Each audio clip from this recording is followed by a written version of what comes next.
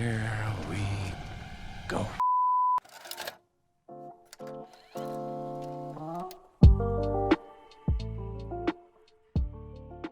Now, I feel like it's important to note that I'm someone who went into the Wicked movie with no crazy amounts of prior knowledge of the Broadway show. I know its presence in pop culture, so I know things like Defying Gravity and the gist of what it's about. But in terms of the story, I didn't know too much, so I was excited to see what it was all about. And after rewatching the original Wizard of Oz, which is just such a timeless classic, I was hoping there would be a nice companion piece, and a nice companion piece it is. But not only is it that, I really do think this is an excellent musical, a major crowd pleaser, and I think that fans of the original are going to be really satisfied. The big reason why I think fans will be satisfied is because I've talked to a couple people here and there who do know stuff about the Broadway show, whether they have seen it or they're fans of it. A friend of mine that I saw the movie with was really satisfied with it and loved it. Can't wait to see it again after walking out of the movie. She was just praising it. That's the biggest reason why I think fans are going to like it. I think fans will be able to appreciate the amount of passion that is clearly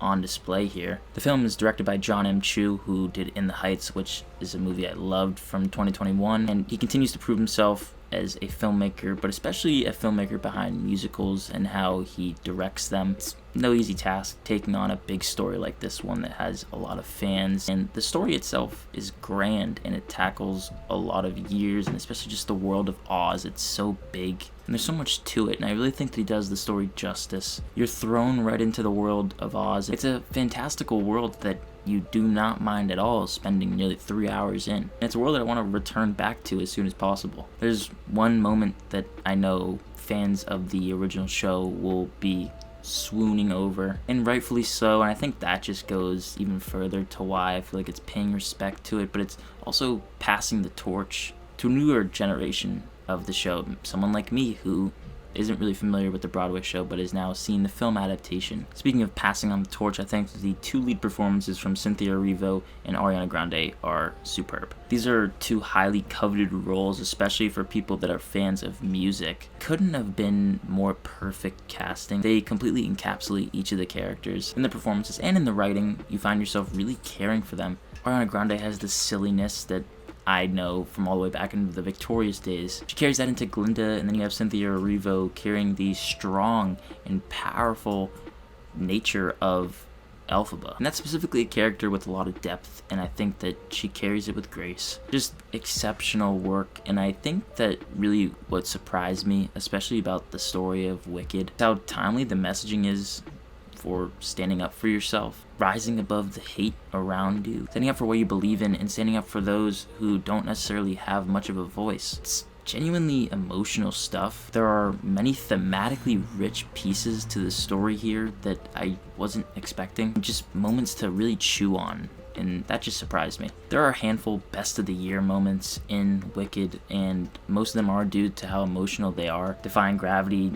just left me with goosebumps from head to toe. Even the first solo from Cynthia Erivo in the movie, I mean, that just left me with goosebumps. There's also a key moment about an hour in that really sets the story in motion. It's a moment with interpretive dancing of sorts, I guess that's the best way I could describe it, and it really is just powerful, and I know, and I could just hear from theater and the people around me all the sniffles. It's a moment that I'm going to be thinking about as the days go on. While the story can be a tad clunky in that beginning portion of it, it's bouncing around and it's trying to do a lot, those really strong moments just rise above. The sets are stunning, and I think the movie is just so well shot, and you really just get the large scope of Oz, like I mentioned, and the musical numbers are super just well done and well choreographed. I can tell when a musical number is really well done when I'm kind of bouncing my feet and tapping along in the theater as if I were a part of the show itself. This is a small nitpick, I'm not the first to mention it, I know. The movie does look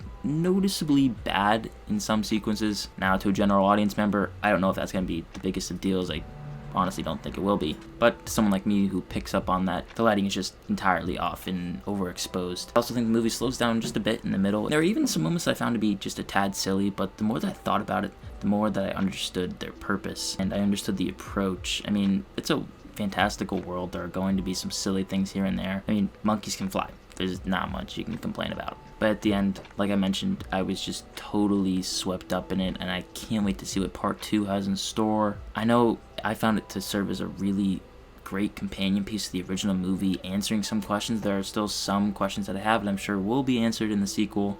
The music is so good, the musical sequences are excellent, the 2 leads are phenomenal, and maybe will be in the awards conversation, rightfully deserved. And really these smaller, important moments from the story stood out to me and just entirely surprised me. From someone that has never seen the play, I loved it.